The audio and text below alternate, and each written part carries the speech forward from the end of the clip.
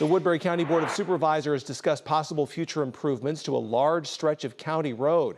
Supervisors unanimously approved a resolution to commit to provide local matching funds as well as a project management for a surface transportation block grant proposal on County Road D-12. The resolution commits the county to maintenance of the completed project for a minimum of 20 years and 20% of funding for the estimated $3 million project. Work would begin in the summer of 2031. The grant would help to pay the cost of an overlay project for a roughly 8-mile stretch of the road between Iowa Highway 140 and Pearson, Iowa. County engineer Laura Seaver says this work is needed.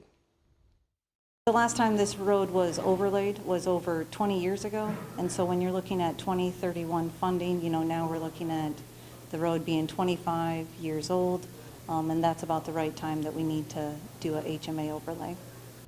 Seaver says the application for grant funding will be submitted by the end of the week, and it should be known if the funding is approved by the end of March.